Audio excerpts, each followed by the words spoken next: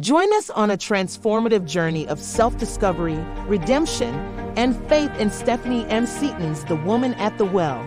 This compelling composition underscores the enduring presence of the Lord's boundless love and grace, offering forgiveness and transformation. Don't miss your opportunity to discover a path to wholeness, forgiveness, and eternal love. Get your copy on Amazon.com today.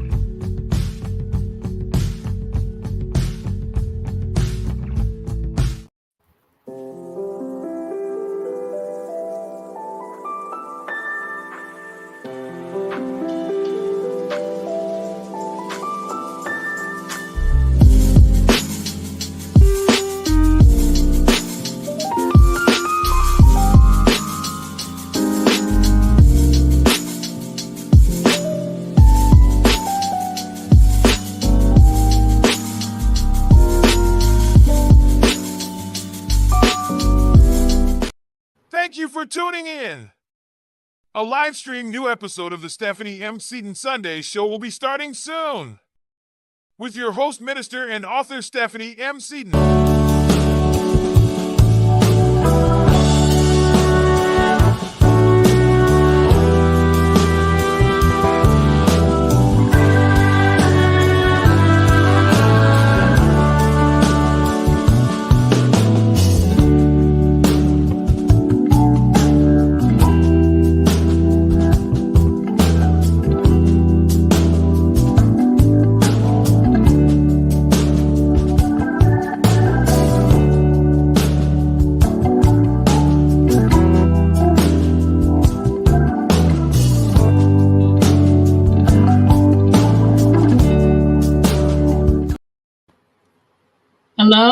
Hello, and welcome to another edition of the Stephanie M. Seaton Sunday Show.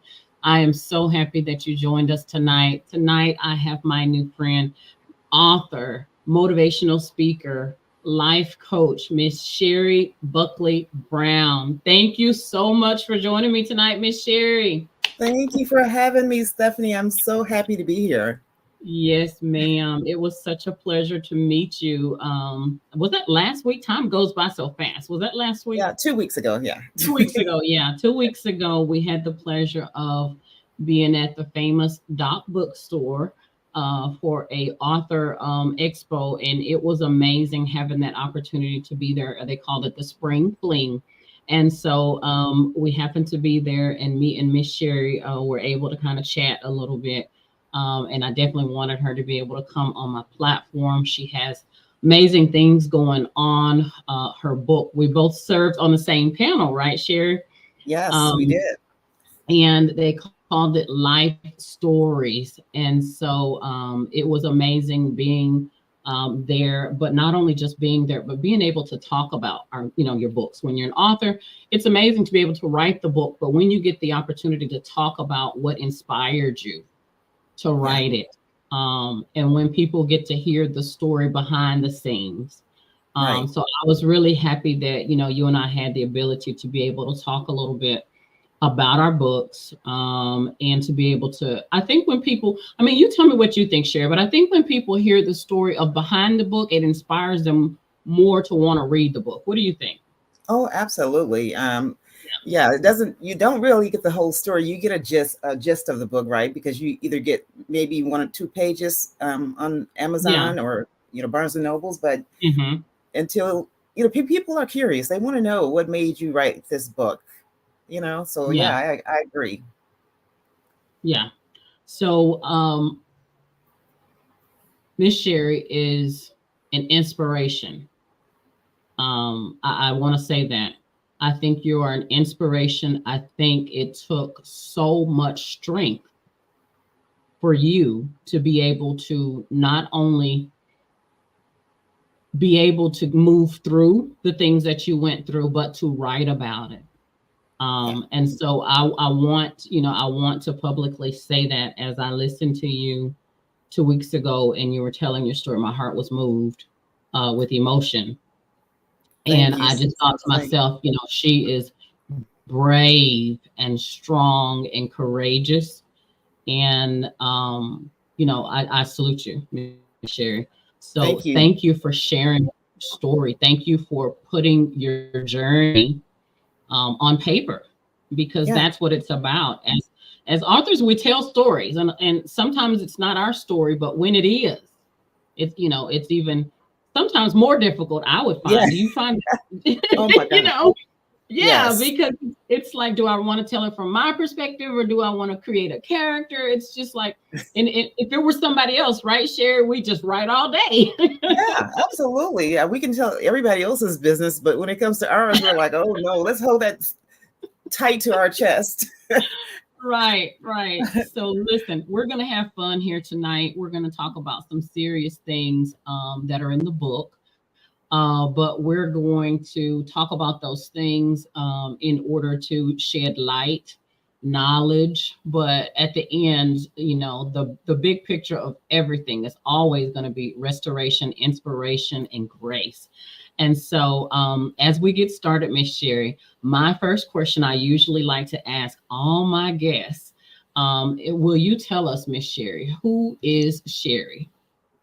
Who is Sherry? So yeah, I'd like to talk about it from like who I really am, because titles, everyone can have titles. Yes, I've written a book, so now I'm an author, right? But I want to tell it from who I really am. And at my core, I am truly a nurturer, and I'm a motivator. Like, it comes natural for me. And so those are two big things that are just in my core. Me being a nurturer, it runs deep, when it comes to my personal life and my friends and family. I'm also a survivor. Like, I've been through a lot of things in this lifetime, and I've had to get back up. So I consider myself a survivor as well. Yeah.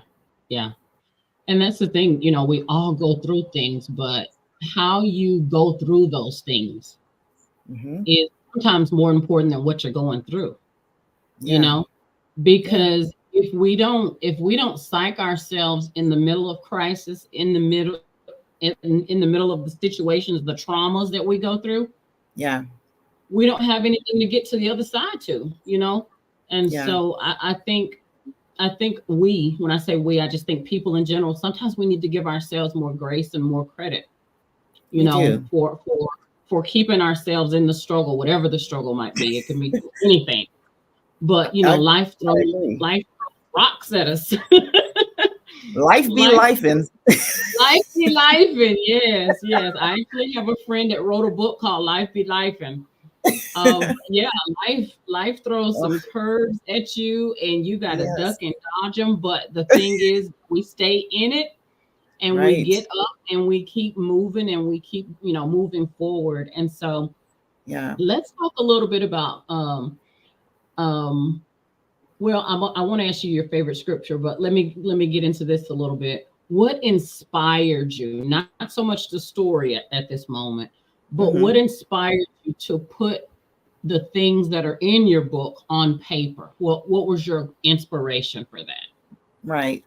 Well, as we mentioned, life is a journey, and your life is just not linear. It goes ups and downs, valleys, peaks, highs, lows. And so for me, I looked back over my life, and I came to this realization that I was still holding on to trauma that I really hadn't sat in and dealt with. Gotcha. And the book is part of my healing journey. Yeah. But I also wanted to make sure there was light shed on, domestic violence. And I wanted to ensure that I honored my mother and my grandmother. And the biggest thing too, I wanted to make sure that it would help someone in this world, encourage someone to get back up when things got hard. Yeah. And you've done that, Miss Sherry. you've done that by being brave and by telling your story. You've done that, and you honor them, daily, because that book. See, the good thing about, and I'll say this, I really enjoy this about being an author is it's therapy for me too. You said that key word. Being able to write my thoughts and my feelings and knowing that it's going to help and inspire somebody by me being transparent. Yes. It is such an amazing feeling, isn't it? It is amazing. It's terrifying too. Yeah, It's terrifying because, you put your whole self out to this world, which can be really mean sometimes. Yeah, very cool. Very cool. Yeah. But you put yourself out there and you take off this cloak of armor that you've been wearing for all your life or for years, and then you decide to strip and show your whole self to the world, and it's terrifying, but it's freeing as well. Yeah. It's very freeing. Yeah. I visualized that just now as you were saying that. I was visualizing that. Mm-hmm. That was deep. I had to take that cloak off. I was choking. Hey, you and me both. And you and I have similar stories as to what kind of pushed us into writing, because that kind of happened for me too. It started with me just kind of wanting things to go differently in my life. Mm-hmm. And then at church, we were doing a women's book study, and the ladies that was over a particular ministry, she actually asked me to teach the class. And I was thinking, oh yeah, I can help the ladies, And the Lord turned around and did a thing on me. He put the mirror in my face. I'm thinking I'm going to help somebody. Right. And what the Lord did, yeah. And so what the Lord did is he put the mirror on me. And in the process of me teaching the class, Healing for Damaged Emotions at my church, which is College Hill Missionary Baptist Church, I got healed. I started thinking deeper. I started going back and tracing down traumas, and this healing process took place. Mm-hmm. And I was no longer comfortable with the way things were. And as we began to read the book, I started seeing signs of myself, how I would run from conflict, and I could not use my words, Miss Sherry. It was easier for me to run because of things that had happened to me, in growing up. It was easier to just be quiet or to run, not to actually stand up for myself. I didn't have boundaries. I could not say no without an explanation, Right. And so then once I got through that healing journey, I'm sure you probably went through some of these things as well. I learned boundaries. I learned how to say no without giving another explanation. I learned how to be whole and healed and not need anybody's approval. Because listen, if you go through life needing people, to sign off on you and to reassure you, you will be so disappointed, right? Yes. But I was that way at one time, that I needed, what am I trying to say? Affirmation. Yeah. Mm-hmm. And the Holy Spirit came in, and which I already, had the Holy Spirit in my life, but I wasn't allowing the Holy Spirit to fully lead me. I was talking to him when it was convenient, but I wasn't really asking him what we need to do. It was more like, well, I'm a do. That's what he does. Yeah. And so I thank God for healing, because, healing is where it starts. And when I say it, meaning real, true relationship. Right. Real, true relationship. Yeah. So you and I both, have been on those journeys, and it pushed us into writing, which is the therapeutic part. And now, I'm sure it's become a passion. You're probably already working on your second work. Are you already working on your second book? I have an idea already, but I need to get on it, because I'm like, okay, don't wait too long. But I do have an idea. I just want to make sure, when you put your project out to the world, you want to make sure it's for the right reason, and that it definitely will help someone. So that's where I want to come from. Whatever I put out into the world, I want to make sure that it impacts someone in a positive manner. Oh yeah. Yeah. We've got a viewer that is chiming in. We'll have people give comments tonight. Hello, Miss Candy Usher. She said, "God evening, ladies." Mm-hmm. Hello, Miss Candy. Hi there. She said, learn to stand on business. That's right. Yes, ma'am. So let's go into this. Let's talk a little bit about family. Mm-hmm. Let's kind of start the conversation, Miss Sherry, with what was childhood like when you were growing up? Yeah. So I come from a family of 5 kids. I'm the baby, if that's what you want to call her, but really, people would probably say no, maybe not. But yeah, I love my brothers and sisters, right? We had some really good times. I do talk about that in the book. I remember, like, I grew up in the Midwest. That's my roots are from Mississippi. And then Okay. my parents moved to Wisconsin when jobs were booming and they were trying to make a living for their family. So I was born in Wisconsin. And then after my mom passed, my grandmother said, bring the 3 teenagers to me. So then I Okay. grew up part of my life in Mississippi, and then the rest of my life where I'm at in the DFW area right now. But I had a good life. Me and my brothers, and we were very close. I had my baby brother he harassed me so bad. But anyway, I loved my family. There's only 2 of us left now. It's me and my older brother. I've lost my 3 siblings in the middle. So that's been that was a healing process as well. Like I said, I've gone through a lot, and so my family's gone through a lot. But Hmm. yeah, it was. I'm not complaining about my childhood. I just hate that it went the direction that it went in. Hmm. But that's part of what you have to get through in life sometimes, unfortunately. Yeah. Yeah. Yeah. Like like you said, life be life, and things Hmm. definitely happen. And so kind of take us a little bit. Well, first of all, tell us the title of the book, Okay. because Yeah. I know the book has a lot to do with family. Hmm. Um, tell us the title of the book, and then just kind of take your time, and kind of just lead us into the book, and tell us what you would like for us to know about the book, because this deals with a subject of domestic violence, but Hmm. yet and loss and grief, but at the same time inspiration and restoration. So I'm yielding the floor to you Okay. to present the book Okay. to us, so that we have a good understanding of the story. Okay. Absolutely. Thank you. So the book is called "Who Will Take Care of Me Now," and I titled the book "Who Will Take Care of Me Now" because when I lost my mom, that at that very moment when I knew I had lost my mom, the first thought that came in my mind was, "Oh my God, who will take care of me now?" I was really a mama's baby, really close to my mom, and so I was really devastated um, behind my father's murdering my mom, to just put it out there. So I was really devastated behind that. The family was torn apart. And so the book goes into, so I wanted it to be my story. Like, there were 5 kids, but I wanted this to be how I dealt with the grief and the trauma and overcoming. And Yeah. so I start from when I was a little kid. I give, some really funny stories and anecdotes in the book.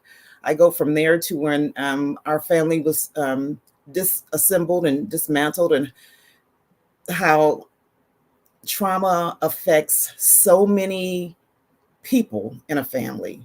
Yeah. Like, Yeah. it tears up so many generations of families. Yeah. Hmm. And so I touch on that. I touch on my high school years and how I it changed my whole trajectory of my life, and how I thought about um, trust. Yeah. The simple thing is trust. How I thought about that, and how I um, didn't trust people for a very long time. It took a long time to earn my trust. And I talk about Mhm. um, how I used to, kind of get expelled every year because I was determined that no one would ever hurt me, like my dad hurt me. And, so those things are in the book. And I go Yeah. from there to when I had to just make decisions. When you are 12, you're a kid still. And, Yeah. yeah, you're not near about grown. And so I talk about how I felt with just losing it's my house, like, right, your home, your house is all, you don't have that anymore. So it's like you're out there flailing around in the world trying to just figure it out on your own and by trial and error. And I, you know, I made a decision, like, I know I needed to finish my degree. So I was like, I would overcompensate for all these things and make sure just, you know, corporate America will never get a chance to X me out, because I'm going to get a bachelor's. Yeah, I'm going to get this bachelor's. I'm going to get this master's. I'm going to get every certification that I can get, because that's what I could control, you know? So all the things that I could I get it. I get it. Yeah, all the things I could control. And then I was just really, it took me a long time to get married later in my life, because I was like, I don't trust men, or, you know, they would act like idiots, and I would just like be like, I'm not taking any of this crap. So I got married later in life. Would you say it was part of the wall you had built because of the life full of traumas that you had went through? Yeah, I had a fortress. Sure, I don't. You said a fortress, Jesus. Fortress, hey, listen. I had a fortress up. I had one. Yeah, I had one up too. It's still some trees up too, though. But it might not be a fortress anymore, but it's still some trees up. Those trunks are still there. Don't even play. Trust me, I get it. I get it. I was hearing you say that everything changed. I think that probably stood out, probably for you because you were young. Everything that was comfortable was shaken and taken. Is the best way I could describe it. You lost your mother in a domestic violence situation at the hands of your father. So there you lost your mother and you lost your father all in the same day. Yep. And family was split. Yeah. And the family was split. And then you had to go live with your grandmother. Yes. In a whole different place. And so what did you do at that time and at that age? Did you begin journaling?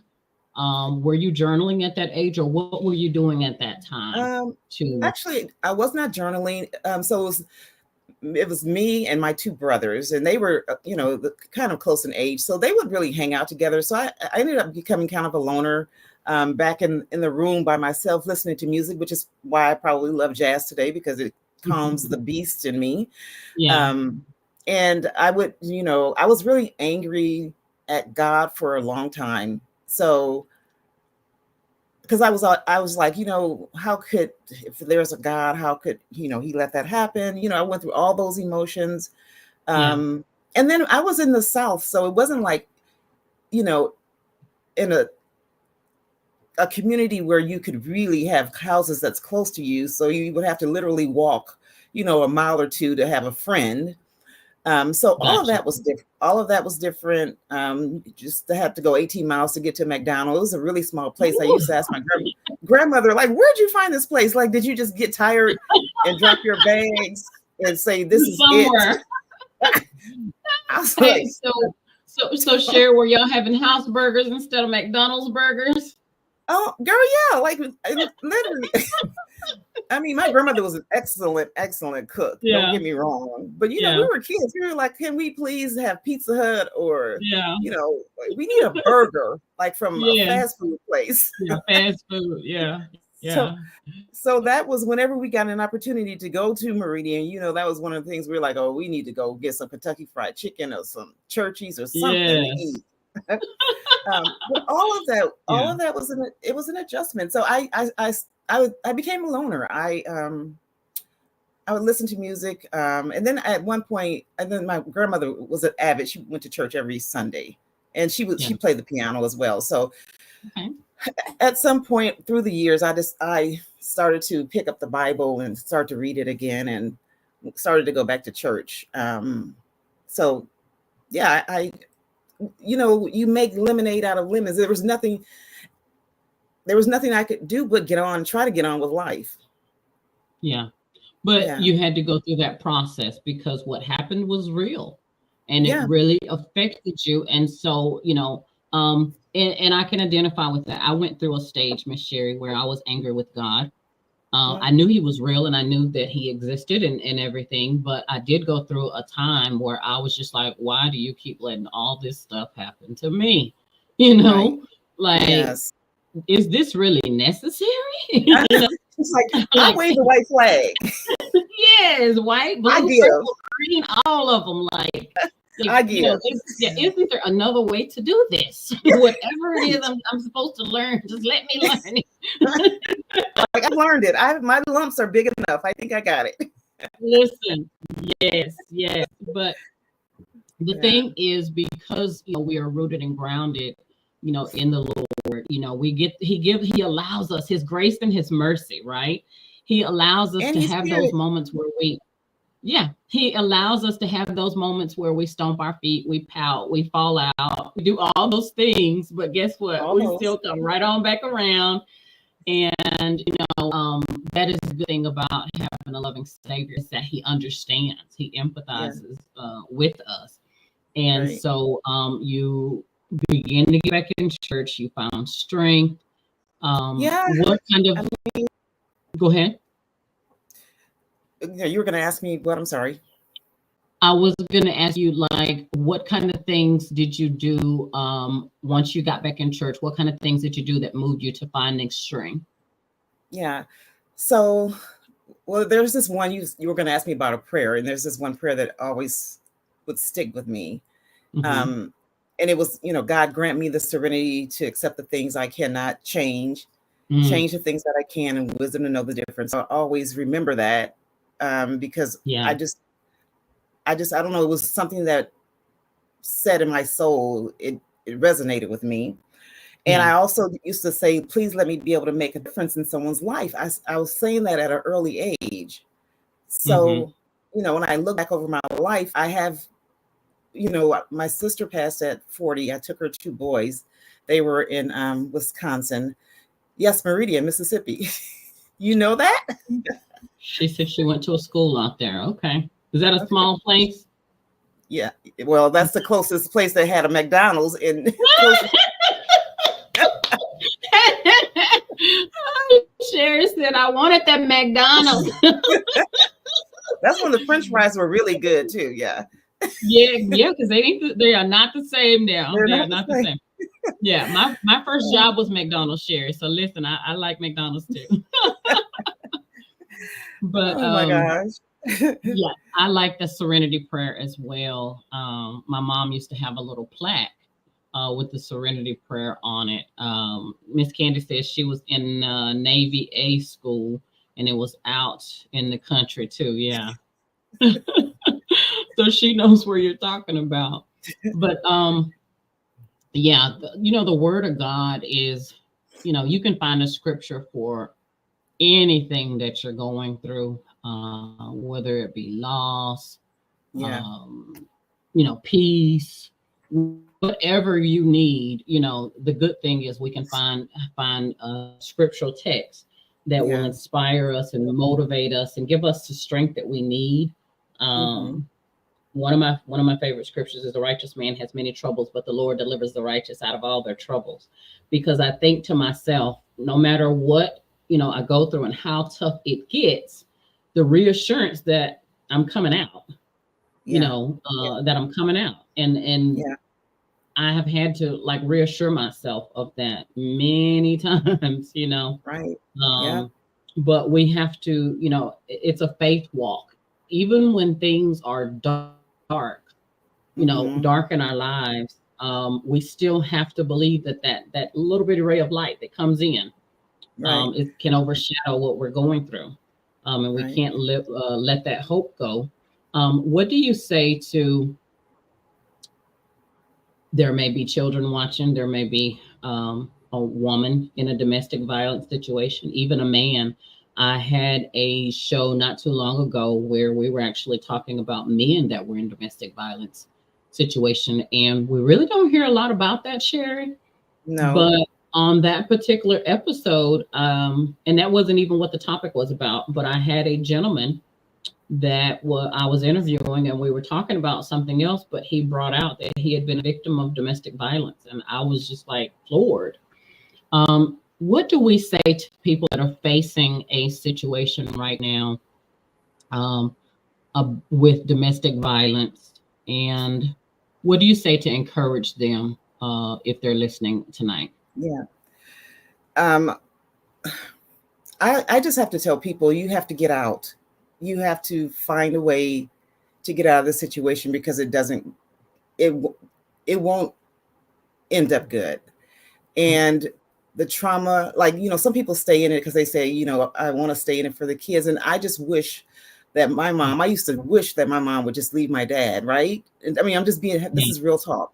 And I was the baby of the family. And I would just be like, in my head, I wasn't even 12 then. In my head, I was thinking, we'll be good. Like, and I didn't say this to her. I'm just saying it in my own head. But you have to find the strength to get out of the situation, because the trauma that you have, that impacts your life, will continue to follow you until you deal with it. It will continue to show up in your life until you deal with it.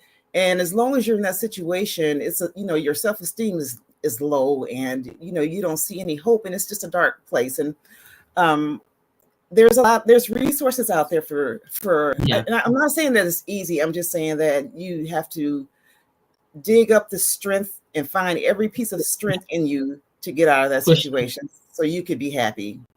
Because life was not meant for you to be. God didn't put us here to be miserable. Candy said, and that bothers me, that men don't get enough recognition for going through domestic abuse and violence. And that's true. We're definitely not biased on this platform. And they probably don't even say it. And you know what? That's what he said. He said most of the time, as a man, they don't want to talk about it because they are expected to be a certain way, and it makes them look weak or less than. Right. And so they don't say anything. But the point was brought up that there is a lot of men. Hello, Miss Tracy. That there are a lot of men in domestic violence situations, and they don't say anything. They're getting killed. They're getting killed just as, the numbers are just as high as women, if not more, because they won't speak up, and they won't get themselves out of the situation. And so that's really sad. It is.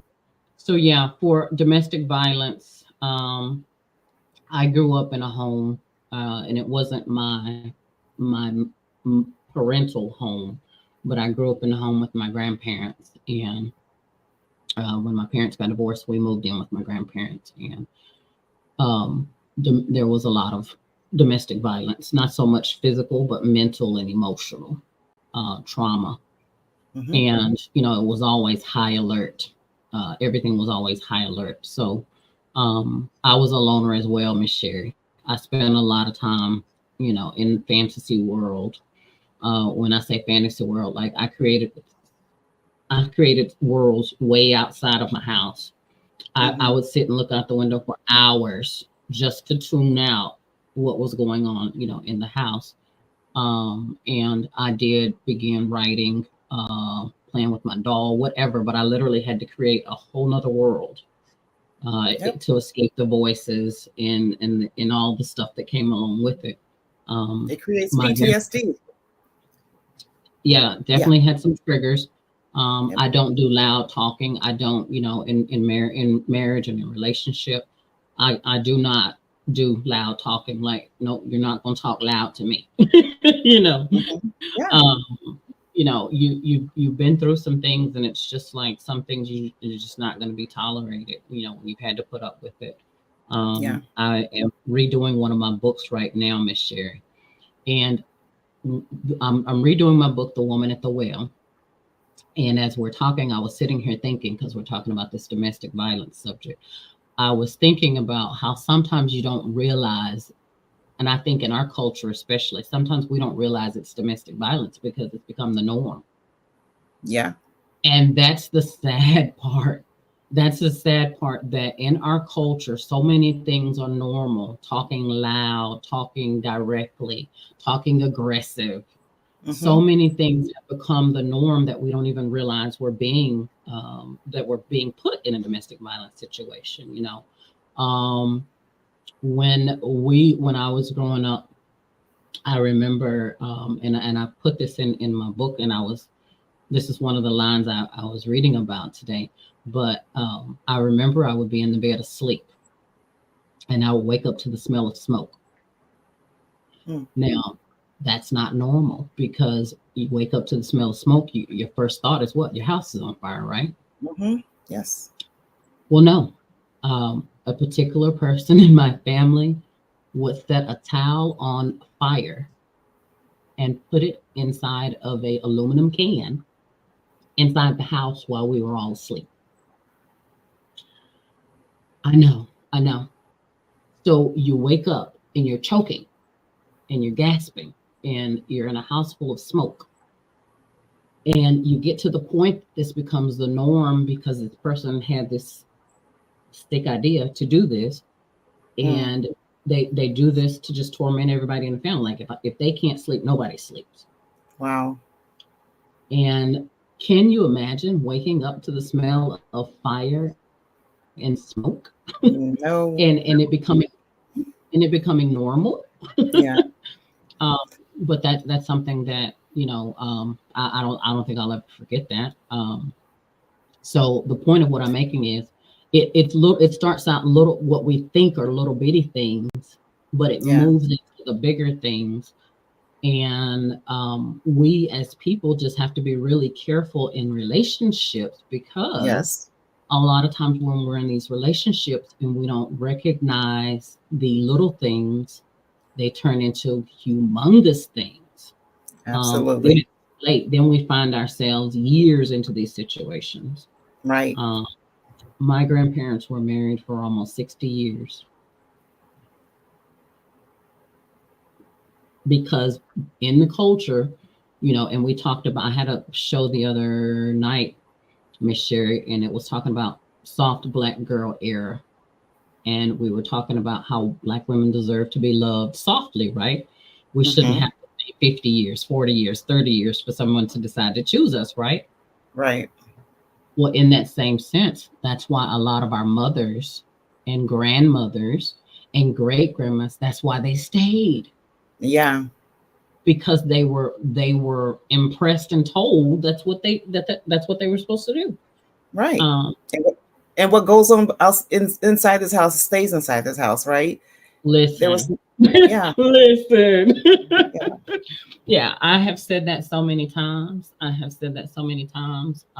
No, it don't stay in the house. It has to stop somewhere. But yeah, that's what we were told. We were told that what happens in this house stays in this house. Yeah. And whatever you think or feel, like pretty much it just doesn't matter. It's just not something we're going to talk about, or we just pretend it didn't happen, which is what happens most of the time. What I found is things that just happen and then nobody talks about it the next day. Was that true for you? Absolutely. Well, I was just going to ask you, do you know that domestic violence laws didn't go into effect until like 1974? No, I did not. Yes, 1974 is when domestic violence laws went into place. And so when all this was happening to my mom, there was no, police would, take the man out of the house, maybe cool off, right? Yeah. But then, he still had access. Right now, of course, you can get, what do you call it, restraining orders, whatever. But sometimes that doesn't even help. But yeah, it's we just have to continue to shed light and do more on this subject, because it's still happening. Every time I hear about a case, I just get chills. I'm like, wow, we're still doing this. It's still happening.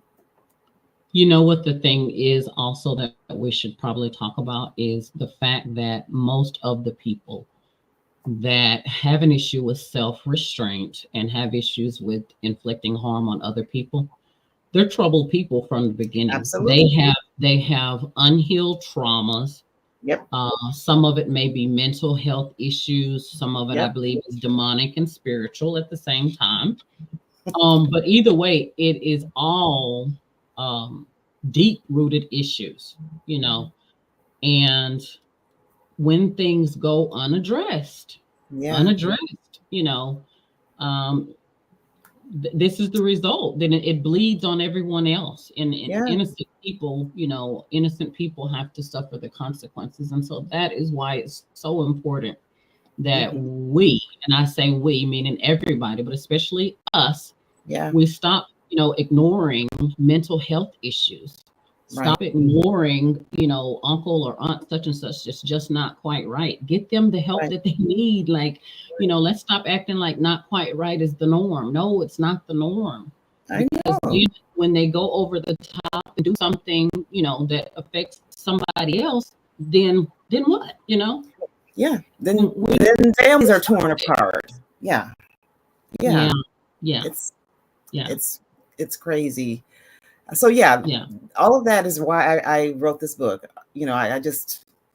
I struggled with, should I do it? What will people say? Why now? Like all of those questions that you have when you start to write a book about things that are impactful and can be hurtful to a family.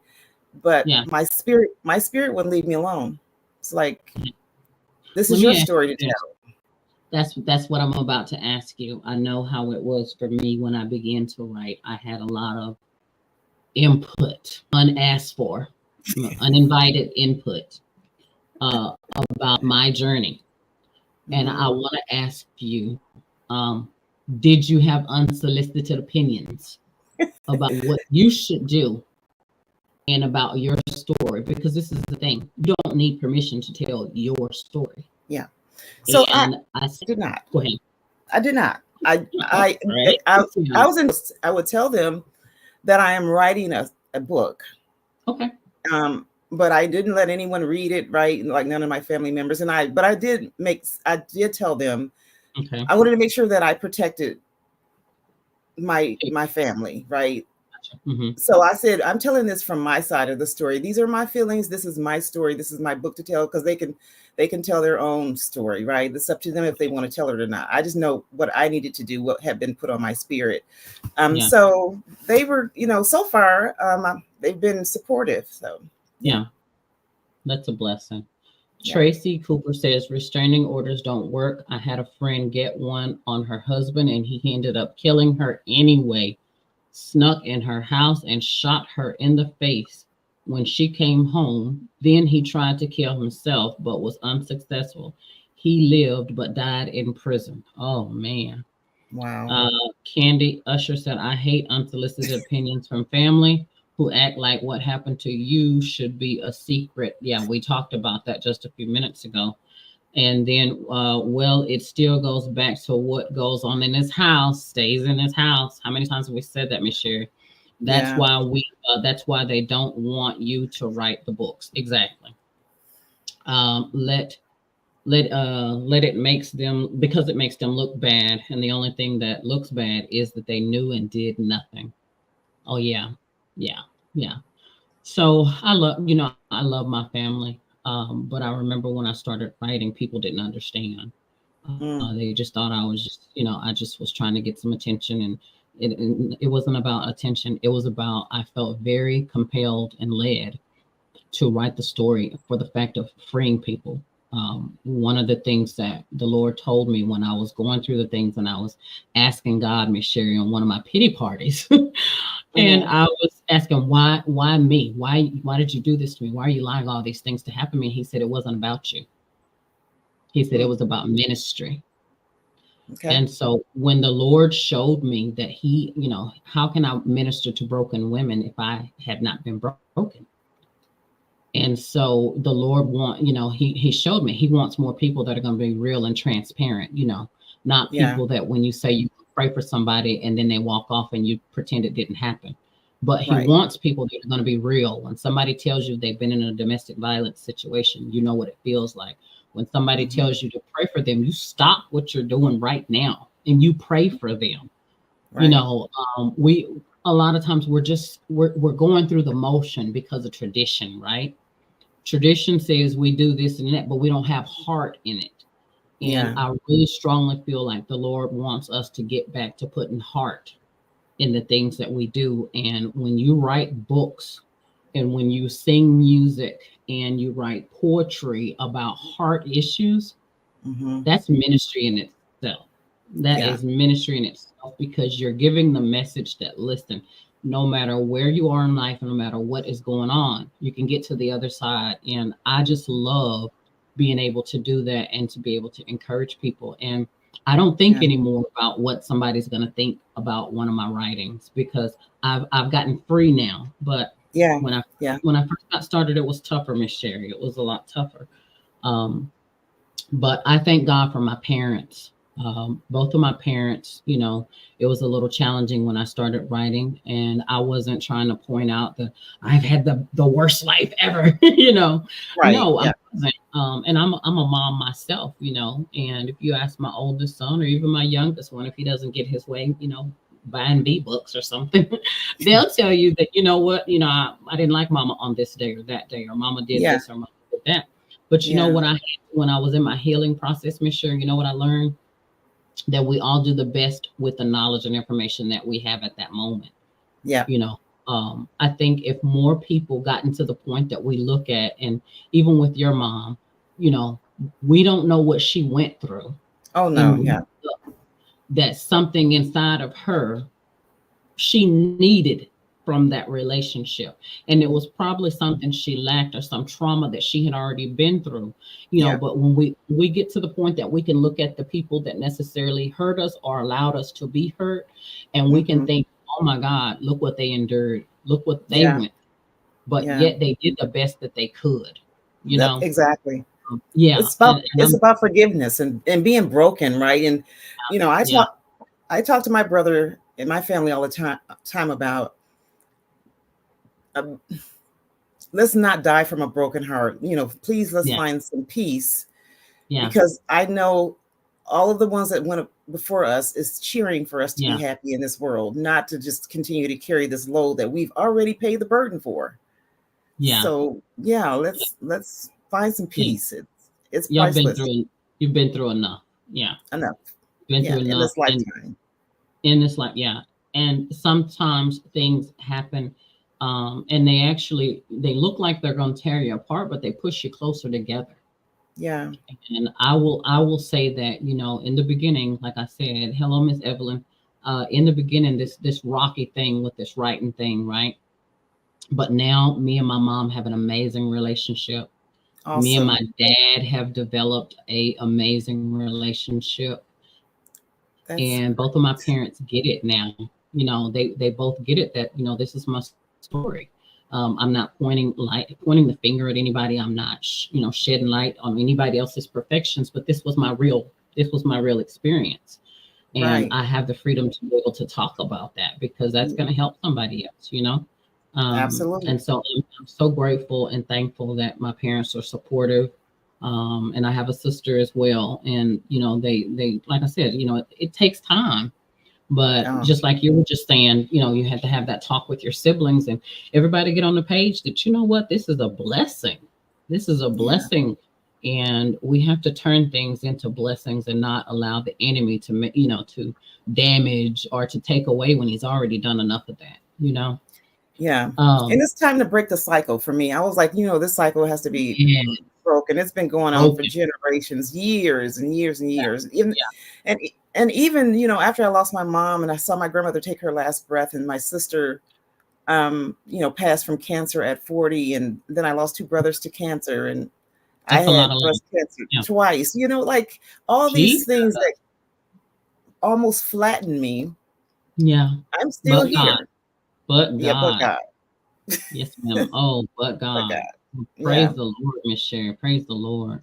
I think like I said in the beginning, I think you are a courageous, brave woman.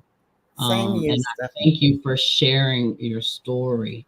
Many losses. So sorry. Thank you, Tracy. Thank you. I think you're an amazingly strong and brave woman for writing the book. I can't wait to read the book. I have not read it yet, but I'm definitely going to read your book. And I know that whatever your next project is going to be amazing. Tell us, how do we get your book? Are you on Amazon? Where is your book? Yes. So it's on Amazon, and it's also on Barnes and Nobles online. I have 2 websites too, but you can't order the book off of that. But if you want to check my website out, it's sherrybuckleyBrown.com. That's the coaching website. And then the author one is sherrybuckleyBrownauthor.com. Okay. And then as far as events, what type of events do you have coming up? I know we talked about you being a life coach, motivational speaker. What do we need to know about that? What do you have coming up? Yeah, so I'm in the process of completing my signature speech and branding. And so what I'm going to do is start to build relationships with domestic violence organizations. I want to make sure the ones that I'm partnering with, we are, aligned. It doesn't matter, either one of those. It doesn't matter what domestic violence organization is, they're doing good work. So I'm going to partner with them. And what I really would like to do is just be able to speak all over the world, touch lives, change lives, and really empower people, which I do a good job of motivating and empowering people, and being able to see talent in people who don't even see it themselves. I'm able to really spot that quickly for some reason. Yeah, but that's a blessing. That's a blessing. I have some book signings coming up. So yeah, just follow me. I'm on Instagram, Facebook, TikTok, all of them. All right, very good. This has been an amazing interview, just being able to talk to you. Thank you again for being open and vulnerable and telling your story. Thank amazing. You for having me. And sharing your platform. Thank you. You're welcome. You're welcome. I knew when we met, I said, she's going to be a friend. Absolutely. And we even said that. And I'll be in your area this weekend. I'll actually be in the Dallas area this weekend. I told you I'll stay in Dallas a lot. Right. But I'll be there Friday and Saturday. And so I'll reach out to you and see what you got going on. Okay. But listen, thank you so much, Miss Sherry. You stay right there. Let me take these last couple of comments that we have. Let's see. Thank you, Sherry. Thank you for tonight. Getting ready to follow you. So some people are looking you up as we speak, and they are following you. Okay, very good. And tell us the name of your book one more time. It's called Who Will Take Care of Me Now? You'll see it. It looks like this. It's a little white book. And yeah, it's on Amazon, $14.99 for paperback and $17.99. It's also $17.99 for hardback, and then $9.99 for what do you call it? That's okay. Ebook. Yeah. Ebook. So it's all formats. All formats: ebook, paperback, and hardcover. Okay. Okay. It's been a long day. Listen, we both have lost it. But all 3 formats of her book, check it out. Miss Sherry Buckley Brown, amazing woman. She's got a lot of good things coming up. I want to thank you all again for watching the Stephanie M. Seaton Sunday Show. Our new schedule is Tuesday nights and Thursday nights. So we will be back again on Thursday night with another amazing guest. And then audio. Do you have your book in audio? Someone is asking, is your book in audio? No, not this one. Everyone's like, why don't you do it? I'm like, what's this? My first time out the gate. Next time. Well, you know what? I will say this though. A lot of times when they buy them from Amazon on Kindle, they play audibly, because my books play audibly on Kindle. So on Amazon, if you do Amazon Kindle, it should play audio. So it should be. Okay. All right. Stay right there, Miss Sherry. We're going to get ready to close out. And thank you again, everybody. We will see you again on Thursday night.